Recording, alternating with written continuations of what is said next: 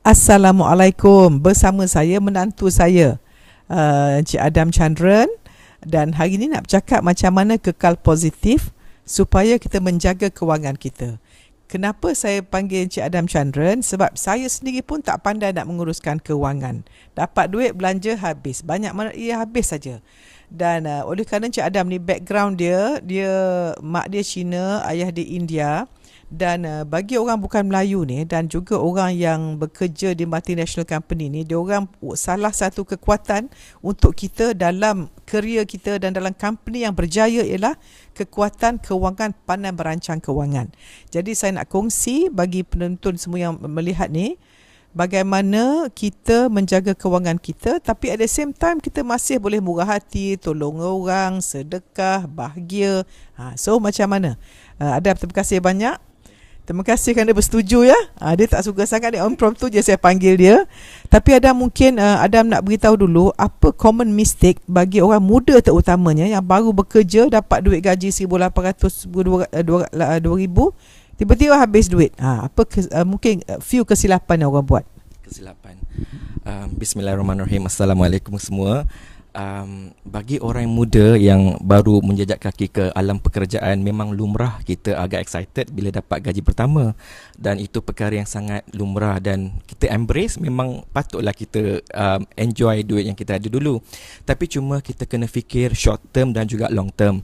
Short term maksudnya untuk jangka masa pendek dan juga untuk jangka masa panjang. Apakah kesannya nanti bila kita keluar duit, masuk duit, keluar duit. Jadi ibarat kais pagi makan pagi, betul tak? Walaupun betul, walaupun kita kat zaman moden ni, tapi ibarat kita masih lagi masa kat masa kampung-kampung dulu, di mana orang tua yang susah bekerja kan. Susah-susah bekerja, penat bekerja, tapi dulu orang lain, dulu disebab dia nak menampung untuk membesarkan anak dan sebagainya. Ekonomi pun tak mungkin seperti sekarang yang maju. Jadi Adam rasa yang penting sekali untuk anak-anak muda ni kena fikir masa panjang, apakah plan ataupun apakah perancangan yang telah diidamkan. Contohnya mungkin nak berkahwin kerana Allah kan. Jadi semasa muda-muda ni kita fikir dulu berapakah berapakah perbelanjaan yang diperlukan. Jadi kita dah start berniat untuk menyimpan duit itu untuk perkara-perkara yang baik. Dan jikalau saya percaya jika duit itu digunakan dengan baik, insya-Allah walaupun duit itu habis untuk sementara waktu, diberkat. Contohnya duit yang kita bagi pada ibu bapa, duit yang kita menggunakan untuk pendidikan, duit yang tidak menggunakan dengan cara yang salah lah. Contohnya kita merokok ataupun yang suka membeli barang-barang yang tak memberi manfaat pada diri sendiri. Handphone dah ada cukup, tapi janganlah sampai handphone yang kena mahal-mahal. Kita start dulu small-small. Lama-lama bila kita punya ekonomi semakin tinggi, dan mungkin insyaAllah kita mempunyai kemampuan untuk spend lagi tinggi lah. Antara bekerja, kita nak beli kereta dulu ke, rumah dulu ke, sewa rumah tu. Katakanlah orang gaji 1,000, mungkin 1,800. Okey. Bagi Adam, kita kena faham konsep asset dan juga liability. Asset ni merupakan perkara yang sentiasa akan appreciate, ataupun perkara yang mula-mula kecil lama-lama akan jadi besar. Tetapi liability pula, dia adalah perkara yang mungkin nampak cantik hari ni, tapi dia akan merosot dia punya nilai dia ataupun susut. Dia akan susut. Jadi kereta tu ialah liability. Sebab apa? Katakan kita beli Proton Saga hari ini ataupun apa-apa kereta lain, hari ini mungkin harga 100,000 atau 50,000 bergantung pada jenis kereta, tetapi setahun yang akan datang harga dia akan menurun. Tetapi kalau rumah, harga dia macam pelaburan, sebab dia merupakan satu aset yang digunakan untuk jangka masa panjang, dan hari ini mungkin 300,000 dan mungkin 2 tahun yang akan datang dia akan jadi 500,000 insya-Allah. So katakanlah orang gaji 1,800, boleh ke dia mula nak beli rumah? Boleh, insya-Allah. Adam rasa yang pertama kita jangan terlampau excited dulu. Tengok dulu apa alternatif yang ada untuk sekarang. 1,800 gajinya seharusnya kita simpan dulu. Mungkin cari alternatif lain, tinggal dengan okey. Yang penting sekali kita kena bahagikan pendapatan kita kepada keperluan dan juga kehendak. Keperluan ialah seperti perbelanjaan makanan, pembayaran. Okey. Kalau makanan tu bergantung dengan cara kehidupan juga. Kalau katakan sehari tu RM10, sebulan dia memerlukan RM300. Jadi RM300 itu wajib. Kan? Jadi 1,500 tu apa lagi perbelanjaan yang diperlukan? Contohnya perbelanjaan yang diperlukan ialah untuk kenderaan. Contoh nak pergi taksi ke ataupun bas. Itu kita ambil lagi sedikit, mungkin separuh lagi. Contohnya 300 atau 400. Cuba try to save 30% atau 40% untuk sebulan. InsyaAllah. 30%? Yes. Maknanya 500 Yes. Sebab 540 tu mungkin hari ni nilai dia agak mungkin bagi mereka nilainya agak besar. Maksudnya 5 tu sangat besar kan? Sebab tinggal cuma 1260. Betul. 1260 tu mungkin satu mereka tinggal dengan parents kan?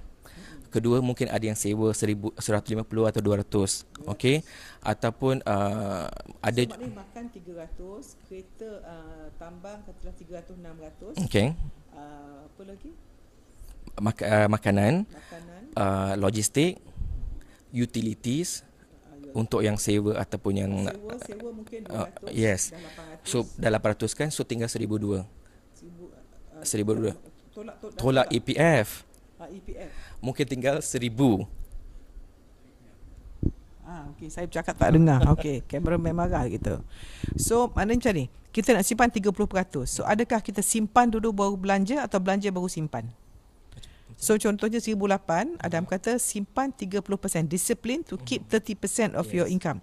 So 1,008 simpan 30%, 540, kita tinggal 1,260. Okay. 1,260, put it let's say 1,002. So kita 300 makan, 300 transport, sewa 200, 800. So tinggal 400 lagi. 400 lagi mungkin phone bill, utilities 200. So masih lagi ada 200 sebenarnya ya. Tapi kena ikat perut lah, makan RM10. Bergantung pada mereka. Sebab 30% tu agak orang kata agak ideal kan. Tapi ini hanya merupakan satu disiplin. Kalau katakan lepas kita dah translate setiap spending ni kepada lebih detail macam tadi, kita dah nampak apakah kita punya kemampuan. Mungkin kita rasa kita nak cuba dengan sangat disiplin. Inilah cara kita nak berdisiplin dulu. Tetapi rasa tiba-tiba Allahu Akbar, tiba-tiba ada bencana ke benda-benda yang kita kena pakai. It's okay, kita boleh turunkan. Tapi konsep yang saya nak tekankan kat sini, kita kena start somewhere. Ada kena structure, tak semestinya 30%. Kalau 1,800 memang sangat ketat lah. Kan, sangat ketat. Mungkin kita start dengan 15% ke 20% ke. Dan lama-lama bila gaji ataupun sumber ekonomi kita sentiasa meningkat, kita jadikan 30% tu. Kalau katakan 300, katakan tiba-tiba gaji naik 2,000 kan, so 30% tu ibarat RM600. So the percentage naik, jumlah besar pun akan, jumlah absolute dia pun akan naik. Cuma itu satu-satu kaedah lah, tak semestinya 30%. Tapi apa yang kita nak ingat kat sini ialah pastikan ada sekurang-kurangnya 10%, 15%, 20% bergantung dengan kita punya spending yang urgent. So automatic bila kita tengok kita punya nak simpan berapa, dan yang tu automatic kita akan pandai. Kita nak pergi telefon main-main, kita nak pergi makan fast food, nak pergi makan dan mengarut, semua tak adalah pasal kita dah ada structure. Kalau mengikut pengalaman saya lah sebab saya pun dulu gaji start taklah besar mana, lebih kurang 2,000 macam tu. Memang saya disiplin dari dulu menggunakan konsep Excel sheet. Saya rasa ramai anak-anak muda yang kat sekolah tu dah biasa benda ni. Kita dah start dokumen apa yang kita spend, dia akan jadi automatic. Kita nak spend benda lain, something yang tak luar biasa daripada kita punya rutin sehari sebulanan, kita rasa kekok. Dan lama-lama duit tu akan jadi besar kan. Dan saya yakin kalau kita start somewhere, insya-Allah akan jadi habit dan mungkin akan berguna pada masa akan hadapan. Dan saya rasa konsep planning ni untuk Excel ni bukan setakat bulanan aja.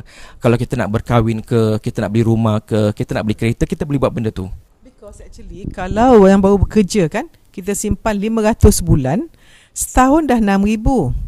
2 tahun dah 12,000. So kalau orang nak kahwin, nak minta belanja 10,000 pun okey lah tu. Tak adalah. So maknanya mesti niat nak kahwin lah. So siapa couple-couple sana tu, ya, yang ada boyfriend, girlfriend, jangan rugi masa duk pergi dating habis duit.